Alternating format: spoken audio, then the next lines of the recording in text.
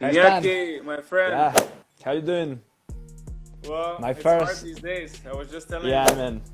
Stu, my Yeah, this friend is. here, that like I don't know how people that are not football fans, how do they live their lives? Because Yeah, I mean, it was a question I used to make it to myself, and yeah, we used to wonder about how people continue their days without knowing there's a Champions League game on Tuesday. Then you have Laliga. Yeah, it's a different world. We are having a taste of it, and I think it's the first time in my life I've been a month without watching a football game. I mean, the last game I watched was Atletico Madrid win at Liverpool. And I Mhm. mean, because during the summer you have the Euro Cup, you have the World Cup, even the friendlies. You've been out of football for 3 weeks tops, and then you can watch Real Madrid, Man City playing in the US, and you go there. But yeah, it's a different world. And I'm not a big fan of watching matches All from a few games. years ago, old games. Yeah, I'm not a big fan of that because I mean, the point of watching. It got so bad that on last Saturday I watched the Minsk derby. It was like Really? Dynamo Minsk against FC Minsk. It was the only. I think it was the only league that was still going. But as far as I know now, they've stopped it because of a coronavirus case, and it's only Nicaragua or something like that I Yeah, I believe that's mean, gonna. I'm not going to watch the Belarus league or whatever because I think I still can live without football, but I can't make a living without football. I trying For to. sure. It's a big. I mean, I know there are people with bigger and greater problems than me than us, but it's definitely a problem. This situation for my channel, for my work on TV. So hopefully it Yeah, at will least the YouTube work channel out is still soon. going. The content is still going. I think some, on the positive side, a lot of people are home, so they're looking for content. Even Yeah, though but at I the end of the mean, day, there's not much to talk about. That's the yeah, sad part. yeah, absolutely. These football channels. I mean, we need content. I mean, for example, uh, I can't talk about coronavirus because it's not my thing, and it's Yeah. not with a topic I can do good things about. But I think this is a tough moment, and hopefully we'll overcome it. Yeah. What do you reckon when we will see a ball rolling in Spain? Because I don't know. We talked a little bit over WhatsApp. I don't know. Maybe the latest thing that they're saying, July and August. I guess that's Yeah, the I think positive, that's the I optimistic view. think yeah I think that's a positive or a doable scenario. I don't think we are going to watch any football in May, for example, because they'll need some time to readapt their bodies. I mean, because it has to be so weird for the players. I want to talk to any players for being or whatever because I'm sure this is the longest they've been without playing the game. I mean, in non-injured players, because if you are injured, okay, you are not going to play football, but we're talking about physically able to play players who aren't playing, and I think it's a complete new world for them, and I'm sure they will need a different time, and it's quite different because I mean they weren't prepared for this break because actually this is the point of the season where hopefully you are going to peak physically and in every other aspect of your game. So I don't think how their bodies are going to react to this. And then it's the weather. I mean, Spain is a very hot country, and July and August are not football. It's not football season, so it will be another challenge for this group of players, coaches, and clubs eventually. Yeah, I And we'll mean, be uh, behind closed doors, right? This is the other question because that's the only way that I see it happening. I don't think people will be allowed in stadiums again as we did before. It's certainly going to affect our lives after football. yeah, absolutely. I mean, No doubt. we usually gather 20k people, 70k people in a stadium, so that's not a realistic scenario to think about right now. I think we will gradually will be back to life. I hope in a couple of weeks we can go to run in the streets, for example, on our own, and then where we'll try to be ready again. But this kind of massive gatherings, I don't think they are going to be as usual until I don't know. I don't want to make an estimation because I lack of the facts and the preparation to talk about this shit. But yeah, it's. I mean, I don't think we are going to be able to go to a football stadium in a while. And for example, when it comes down to work, for example, I don't think I'm going to be interviewing any Real Madrid players in a while because this social distance thing. But yeah, I mean, at least if football is back behind closed doors, we will watch the games in on TV. So yeah, it will help. The content will be back. But yeah, normal life is going to take a while because bars are going to be aren't going to be opened as soon as the quarantine is done. So yeah, it's a new world, and this is going to have a major impact in every aspect of our life. Our lives have changed definitely. Yeah. Yeah, I think the major pressure that the league has to end is coming from the sponsors in the TV, The right? media, yeah, The media, because they obviously have contracts that they have to meet. yeah. The, I the mean, clubs the clubs the also are industry. going to be struggling. I don't know what you make of the salary reductions. That's I happening mean, now in I Spain. I There's a always, huge yeah. discrepancy between what the players want and what the league is offering. I mean, I always I'm in favor of the players getting paid. I mean, in a normal situation. I mean, this is an industry worth millions of billions of euros of dollars around the world, as the NFL, as the NBA, and I really like footballers to get paid because I think the show is around them. So I agree when they get a big cut of the budget, but right now the budget is lower and it's a new situation, and they are going to they'll have to adapt because I mean the industry is at risk right now because football industry seem like an untouchable ship, but right now, yeah, I mean. The TV right holders are begging or are asking the tournaments to end. I understand that point of view. I actually work for a TV right holders of Laliga and several other competitions around the world. But I mean, they need to find a common ground when the public health is secured. They need to find a way to end these tournaments because I mean, there's a lot in stake right now.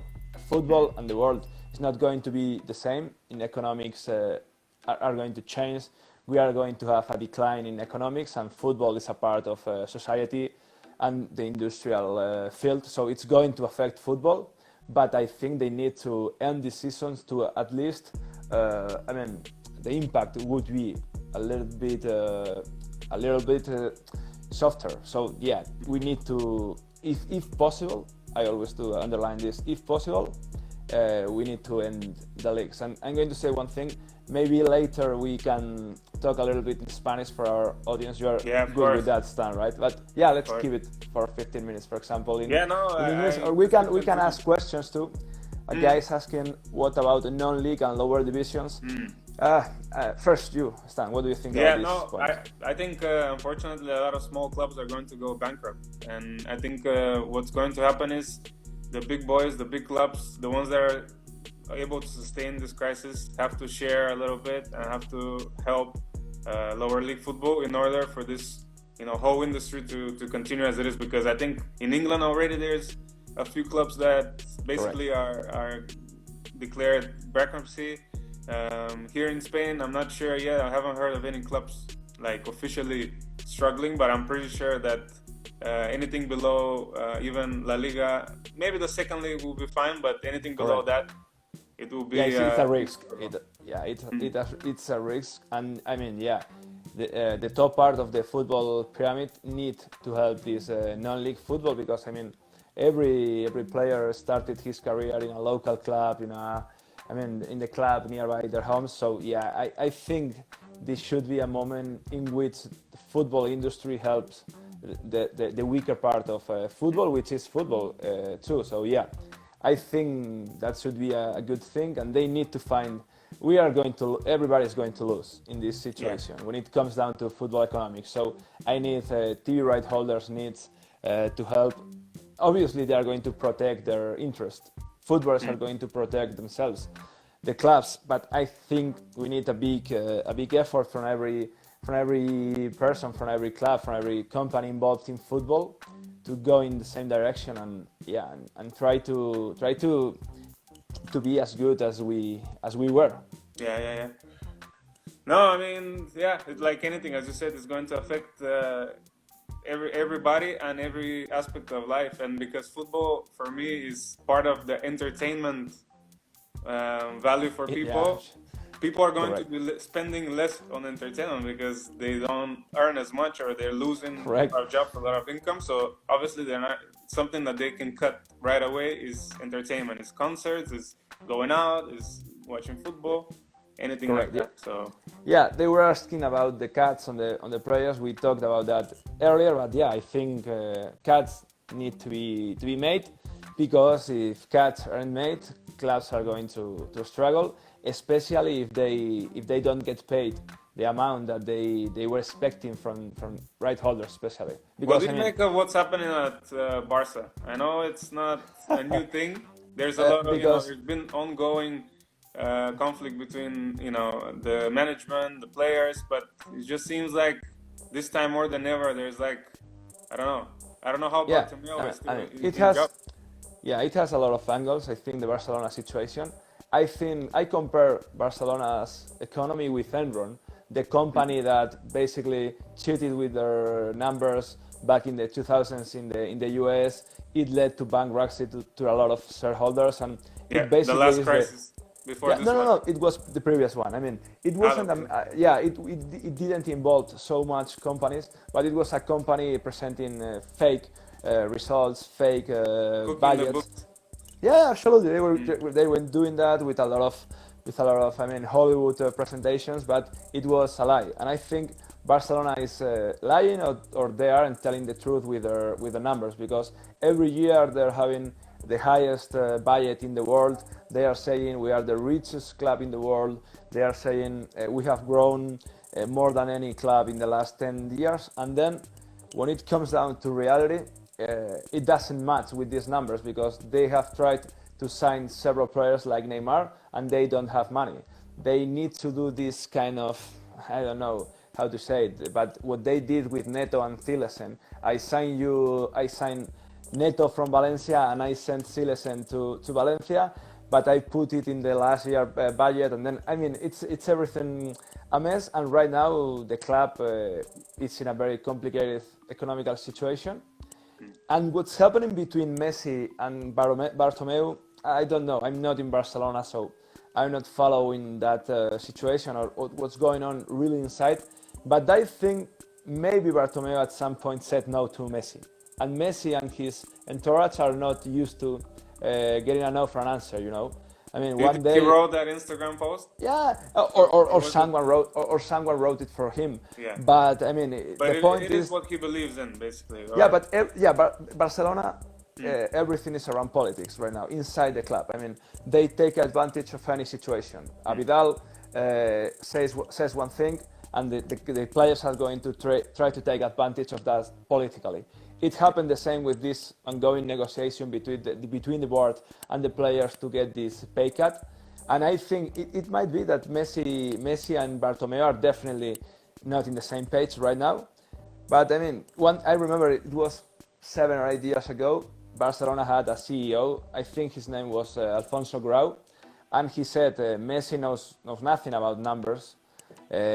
We can't extend his contract again because he's making a lot of money. He made his point. It was a clear point, and it was a valid point. 3 or 4 days later, Messi said, this Grau might know about numbers, but he knows shit about football. 6 months later, Alberto Grau was no longer a Barcelona employee. So I think that right now Messi might have a problem with Bartomeu. One day, I know Bartomeu is, they think Messi's time is limited, obviously. Clock's ticking for Messi because he's in his mid-30s, and he might have 2 or 3 years more of football. And Barcelona, I think they took those years and they are not thinking about the future of Messi without Messi, and they try to sign players to their salary cap is out of control. And I think that maybe at some point, talking about his final contract extension, at some point Bartomeu and Messi collide. And right now, I think the media and Messi's entourage what they're saying is, oh, Messi is the leader Barcelona needs. He's raising his voice against Bartomeu, who is ruining the club. Yeah, Bartomeu is ruining the club. I think he's a mess. But on the other side, Messi is getting paid more than the 10% of Barcelona's budget. And Messi has pushed the situation over the years with, I think, 10 contract extensions. So Messi is part of this economic problem Barcelona has. Saying Messi is a problem might sound crazy, but when it comes down to the Barcelona economies, it is a problem, Messi, and he has contributed to this situation. But as I was saying, Bartomeu hasn't said no. Frankie de Jong wanted 16 million per year. Frankie had his 16 million. Messi wanted 50 per year. He had them. But even Bartomeu, in this short-term mentality he has, maybe at some point he said, numbers can't lie. We can fake numbers for a while, but this is completely out of control. Messi, you can't have another contract. I'm quite convinced Messi's coalition with Bartomeu is not that poetical as, oh, he's a leader. I think it's related to power, and it is related to money. Power within the club and money taken from the club. Yeah. I don't know. Let's get away from this topic. Something more positive. There's a lot of obviously there's nothing to talk about in newspapers right now, so it's all about speculations and stuff like that. True. I know you've been talking also about Mbappe, a lot of rumors. Do you see anything happening, or is everyone waiting until this, ends and then taking decisions? How do you see this summer anyway? Like, do you see more maybe swap deals, like without any cash involved? Price is obviously gonna be lower down.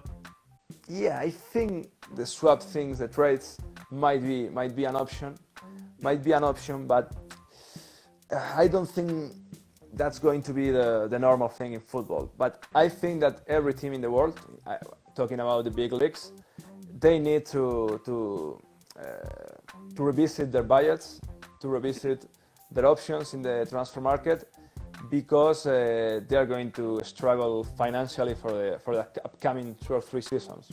And it's a wake-up call, right? Like, for football to just reduce its costs in general. But I think that no one could anticipate this crisis. Talking in a big picture, it was predictable 3 months ago, and our politics did nothing about it. But I don't want to talk about that.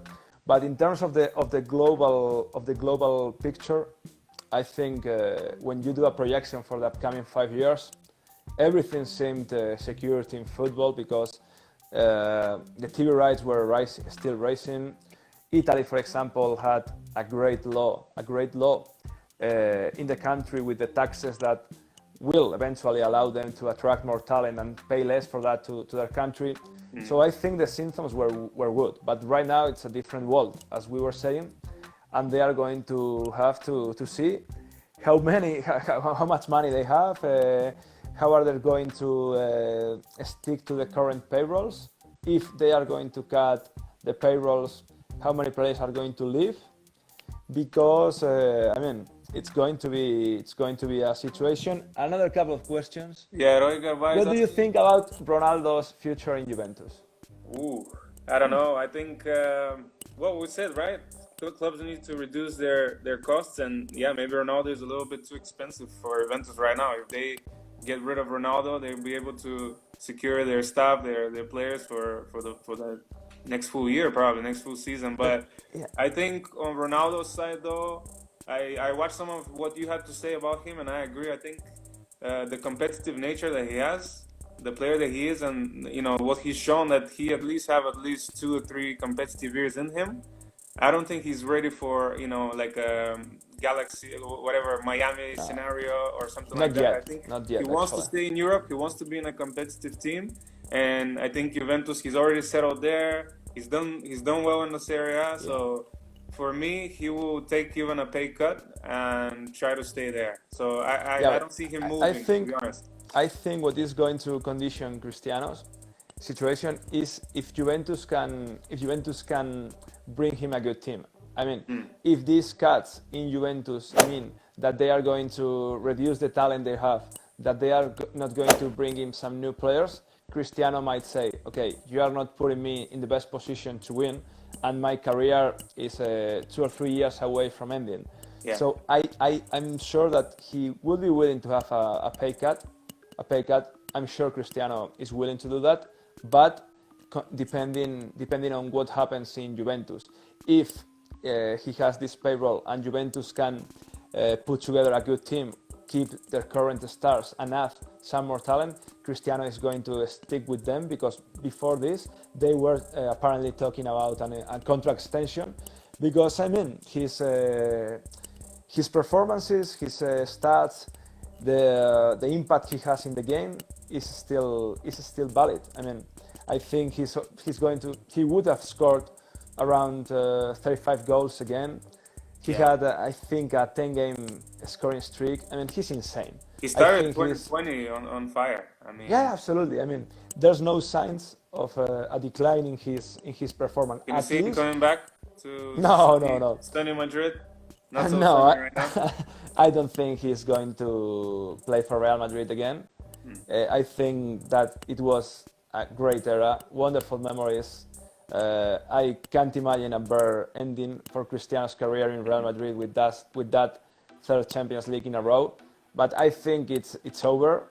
I'm not very nostalgic, you know. I think Cristiano played 85 out of his best 100 games for Real Madrid, and I think Real Madrid need to move on. We are asking Zidane to move on from Marcelo, Modric, Isco, those players who are extremely important in Real Madrid recent success, but might not be the players to lead Real Madrid to a different great era. So I mean, I don't think Cristiano is going to return to Real Madrid, and I don't want Cristiano, who I consider the best player ever played the game. I don't think Real Madrid need Cristiano now. No, I mean, you might be better prepared to win with Cristiano. It's obviously he's still one of the best players in the world. But I think you would be better prepared to win the next 2 years. But I think Real Madrid has done a lot of things to think about the next 5 to 10 years. You don't want to ruin the legacy that he's built, right? He left on a high, even though you could argue the way he left wasn't the best. He didn't get the send-off that legend would get, but you don't want to ruin what he's already done by him coming back. And as you said, Real Madrid's in transition, a lot of new players. Yeah, but I'm not a big fan of that theory. I mean, it was the same conversation when Zidane returned a year ago now. And I mean, Zidane won 3 Champions League in a row. He won a Champions League as a player too. He's one of the key figures in Real Madrid history when we are talking about a guy who has played for Real Madrid and managed for Real Madrid. I can't see any scenario. I mean, losing is not going to change Zidane's status as a Real Madrid legend. I mean, you can go and you are not going to win as much as you won in your first era as a Real Madrid manager. I mean, everybody knows that. I mean, the only thing Cristiano or Zidane can ruin their legacy in Real Madrid is if they did something. I'm going to put an example they are not going to do, but if they come back to Madrid and they start to fix games or organize dog barrels like Michael Vick, the NFL player, did. But I mean, winning or losing, they have won everything. Their legacy is secured. I mean, they could leave football right now, or Zidane could leave Real Madrid tomorrow, and his legacy would be the same. I mean, I'm not a big fan of I think it was brave for Zidane to return to Real Madrid, because he's not going to win 3 Champions League in a row again. I mean, but if the bar is winning 3 Champions League in a row, Zidane is going to be a failure in Real Madrid in this era. But I want to think nobody is asking Zidane to win again 3 Champions Leagues in a row. But I mean, there are people that might think, if he's not winning 3 Champions League, he's a loser. Okay. If Zidane is a loser, we better shut down Instagram or YouTube channels, wherever. If Zidane is a loser, we are losers. Ok, ¿quieres que cambiamos en español un poquito? Dale, bien, un poquito en español. He visto gente que está aquí preguntando. Aquí hay una pregunta. ¿Qué opinas del fichaje de Pedro Sánchez por el Madrid? Bueno, yo de Pedro Sánchez en el directo luego de las 11. Si me preguntan, puedo hablar un poco, pero aquí no, que estamos aquí. Estoy Eso invitado es. por De Stan, fútbol. así que de fútbol, pero bueno, o Vamos, sea, Pedro Sánchez. preguntas futboleras, por favor. Exacto. Veo que, bueno, Aquí Stan tenemos preguntaban saludos quién es. de Salvador, de Un Colombia, saludo aquí. de Mucha Chile. gente aquí siempre Toda preguntaban quién Sudamérica nos es. está viendo, ¿eh? Preguntaban, algunos, me imagino que me siguen a mí, no te siguen a ti, Stan, Ah, que quién eres. Pues es un periodista amigo mío de aquí. Tú eres belga, o sea, belga, búlgaro, ¿no? sí, sí. Bulgaria, Búlgaro, basado aquí en eso es. España y tal. Bulgaria, Bulgaria. Sí, tenemos una pregunta. ¿Modric o Kroos en su mejor punto de carrera? Modric, es complicado. Yo creo que es complicado porque, a ver, Modric creo que tiene quizás más ritmo de juego, es más vistoso, es más espectacular, tiene más relación igual con los últimos metros, pero ese Kroos también, su nivel de organización, cómo lleva el fútbol, cómo maneja prácticamente todos los registros de un centrocampista, muy complicado de Y decir, muy además, complicado. las últimas jornadas, del de Kroos, creo que se ha vuelto a A un mí me nivel sorprendió muy mucho. alto en la selección también. No nos olvidamos de este gol de córner que marcó En la en Arabia Supercopa. Saudí A y mí es de estaba las jugando cosas, de mismo. las cosas que más me ha sorprendido es que no lo pusiera contra el Manchester City. Mm. Esa no la puedo entender de ninguna manera y fíjate que la he pensado. Pero y luego tampoco que lo quitara en el campo del Betis. Bueno, ahí podía quitarlo porque no estaba jugando bien, eso es verdad. Pero no sé, seguramente a ojos de Zidane, al menos en los últimos partidos del mundo anterior, Kroos no era tan indiscutible como antes. Eso es un hecho. Tenemos otra. ¿Crees que hay alguna posibilidad de que Madrid pase contra el City? Bueno, es que la Champions también es curioso. Yo te comenté, yo creo que vamos a ver algún torneo muy simplificado y yo veo una Final Four o Final 8 o algo así, Puede con ser. finales directamente, unos playoffs directamente, en algún sitio, no sé, se habla hasta China, se habla del Premier Nada, League, que me parece eso, un poco no, no, no. No, eso no va, eso no película, va a ser. pero, Bueno, pero pero en por Turquía o algo, lo que sea.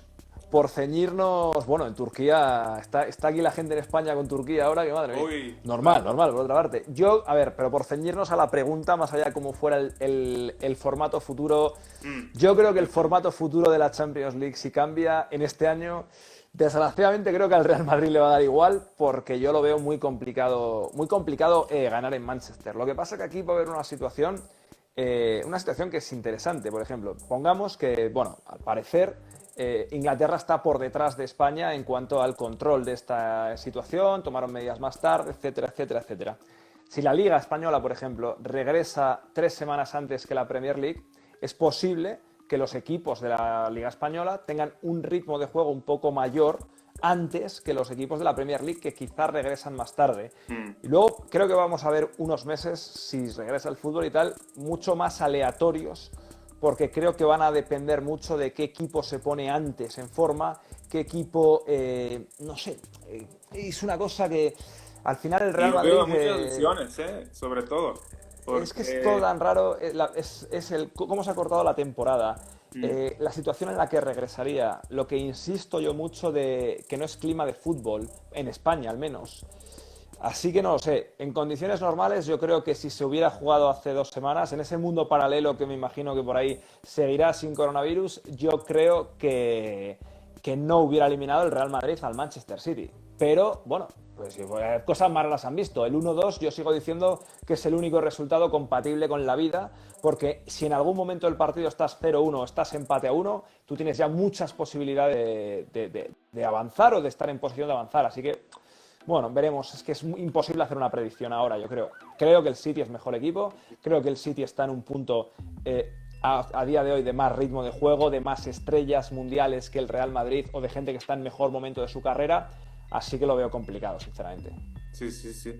No, totalmente de acuerdo y yo creo que hablar de cualquier eliminatoria ahora es una cosa muy, no sé, no, Siempre es aventurado y ahora más. O sea, si decimos mm, esto, la Champions tiene una cosa similar, que es que para en diciembre y vuelve en febrero. Y siempre decimos en febrero, en diciembre, bueno, esta eliminatoria a priori a día de hoy es favorito pero en 2 meses vete a saber cómo están.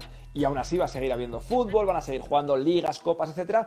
Ahora es que es completamente absurdo o ficticio basarnos en nada porque no tenemos ni información previa ni nada. Esto es completamente nuevo, claro. Angulo, Mbappe o Haaland, ¿a quién te pides? Bueno, no lo sé. Creo que Mbappé está, dentro de ser muy joven todavía, más contrastado. ¿Sí? Que Haaland, siempre digo, cuando alguien marca 40 goles tienes que estar atento. Si pueden ser merengues, este verano no creo que los dos lo sean. De aquí a 3 años, pues son dos jugadores que están ahí en la órbita del Real Madrid, pero están en la órbita de muchos más clubes también, pero creo que el Madrid tiene una buena posición económica para afrontar los fichajes de estos jugadores a 2-3 años vista, no que vengan el mismo verano, que puede tener espacio salarial perfectamente para acomodar a cualquiera de ellos y que entiendo que es una plaza suculenta tanto para Mbappé como para Haaland. Así que hay muchos factores que, si estos chicos deciden salir al mercado, el Real Madrid podría estar en condición de competir con ellos estando en la primera línea de favoritos, vamos. Sí. Yo creo que lo de Mbappé tengo sentido que es cuestión de tiempo, porque la relación de Zidane y Mbappé, lo sabemos todos, pero la relación del club y Mbappé ya tiene muchos años. Mbappé ha venido aquí. Pero hay cosas están en el fútbol y en la vida que parece que son cuestión de tiempo, que parece que va a ser y no acaban siendo. Así y luego que viene el coronavirus, hijo de todo. Bueno, eso aparte, pero yo esto de Mbappé, esto de que ha nacido para jugar en el Madrid, que es cuestión de tiempo, que tal, yo hasta que no vea el comunicado de prensa y hasta que no lo vea presentado de aquí a 1, 2, 3 años, no, está muy complicado. Depende de la renovación, sí o no, del PSG. Si le renueva el PSG, se va a terminar, o si él decide renovar con el PSG evidentemente quiere, si él decide renovar con el PSG, es algo que ya será absurdo hablarlo en los próximos 3 o 4 años. Si no decide renovar por el PSG, pues ahí ya se abre la ventana, está claro. Salidas del Real Madrid, yo creo que Bale, seguro. O sea, o no sé, porque pero, no sí, le veo, claro, un futuro en el Real Madrid. Él dice que se quiere quedar, claro. Como cada... Yo es que ya me creo... Pues no pasa nada, yo ya me creo cualquier cosa de lo de Bale, ¿eh?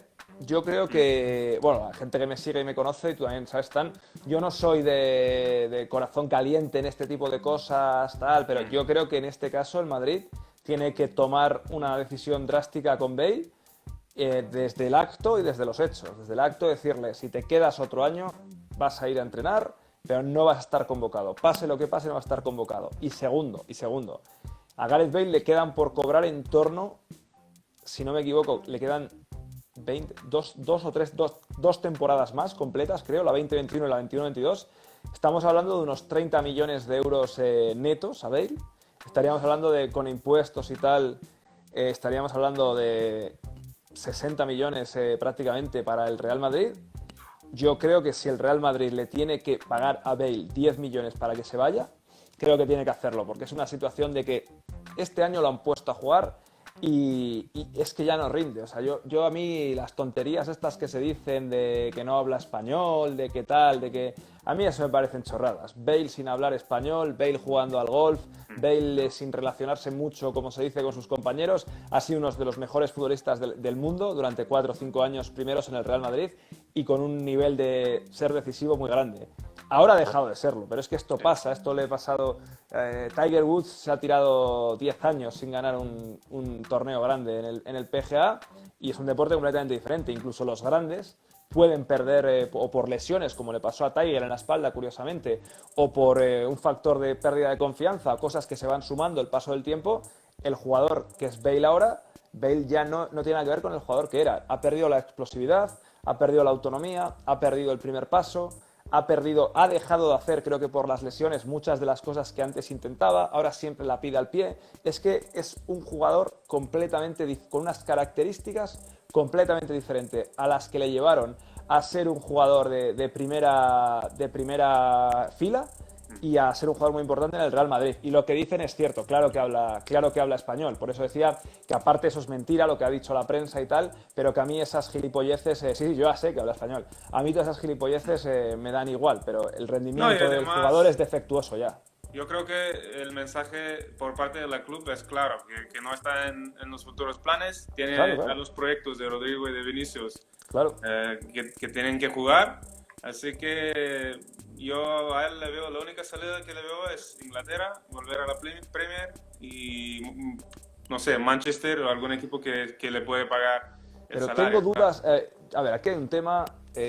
Si él sale gratis, Ah, dices si él, como sí, free sí, con la agent, carta ¿no? de libertad, sí, si se va como agente libre, yo creo que los 30 millones que podría ganar en el Real Madrid en 2 temporadas, no los va a ganar en 2 temporadas a día de hoy porque su caché ha bajado. Mm. Si él reestructura, si el Madrid le da, por ejemplo, es que esto se ha hecho en algunos casos, o sea, es una situación desesperada ya. Si el Real Madrid le da, pongamos, entre 5 y 10 millones para llegar a un acuerdo para finalizar ese contrato y en otro equipo a lo largo de 3 temporadas firma por 24 millones, creo que puede hacerlo, pero está claro que 30 millones en 2 años, el único sitio en donde los va a ganar es en el Real Madrid con su contrato actual. A ver, tenemos una pregunta sobre Un Zidane. Hemos par, un par hablado. de ellas más, un par de ellas más y cerramos stand, ¿te Sí, parece? sí, sí, eso es. Vale. Mira, cuando se vaya Zidane, ¿quién crees que sería un buen sustituto? ¿Tienes algún fichaje ahí de entrenador? Es muy complicado, es muy Muy complicado. complicado, ¿no? Yo espero que Zidane no se vaya, Sí. que no se vaya este año al menos, que esté 1 o 2 temporadas más. Si fuera del paisaje actual, Pochettino me gusta mucho.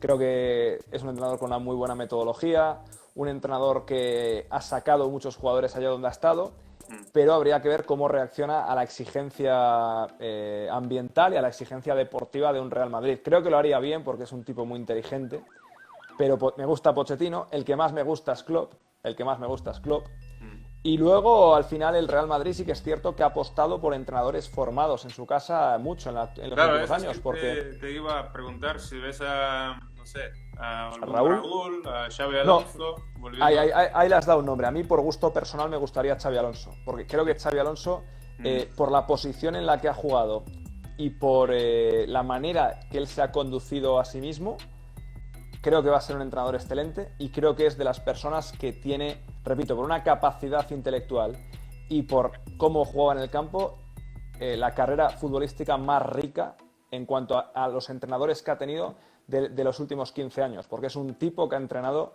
a las órdenes de Benítez, a las órdenes de Mourinho, a las órdenes de Ancelotti y a las órdenes de Guardiola en el Bayern. Mm. Ha jugado en estilos de fútbol. Pablo, sí, te voy a mandar el vídeo que te prometí felicitándote. Perdona, lo voy a hacer ahora en cuanto acabe este live.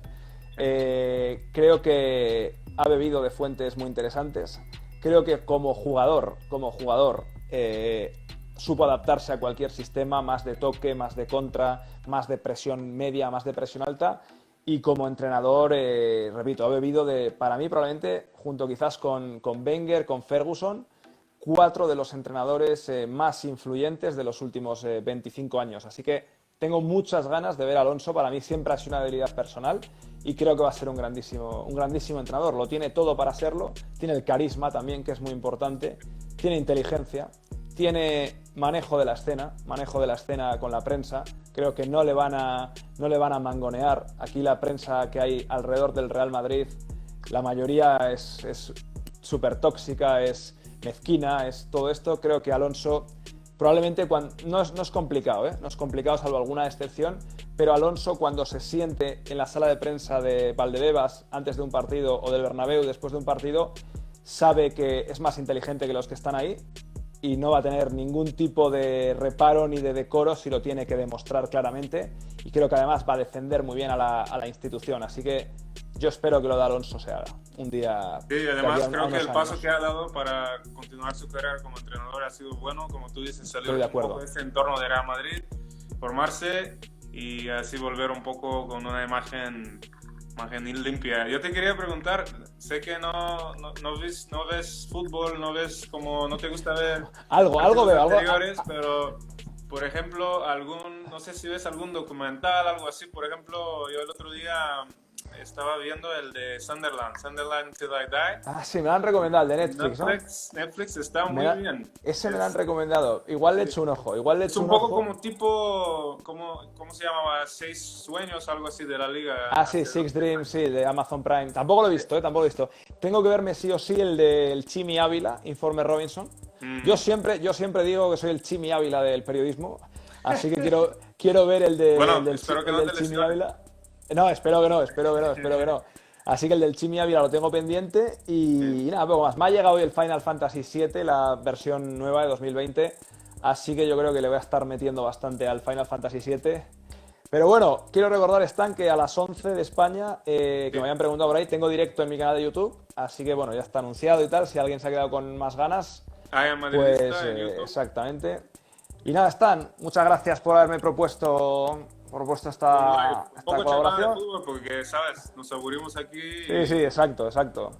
Ya a ver si hacemos otro la semana que viene o en 10 días o así, y a ver si Eso es. pronto nos podemos ver personalmente ya nosotros y toda la gente, ¿no? Que bueno, llevamos 3 semanas ahí Con en 2 metros España. de distancia. Con 2 metros de distancia, efectivamente. Bueno, gracias a Vale, toda la gente que ha estado por ahí también, ¿verdad? vale, sí, todo bien. Y, Estamos y aquí en nada, casa, encerrados y ese es el exacto, mensaje, ¿no? Nos quedamos en casa, es la única manera y aguantando un poco. exactamente. Un Pues saludo a nada, muchas todos. gracias Iñaki, Grande y está, saludos nada. y Gracias a ti, esta amigo. noche vamos a ver el directo en YouTube. Ahí estamos, ahí estamos. Adiós. Adiós.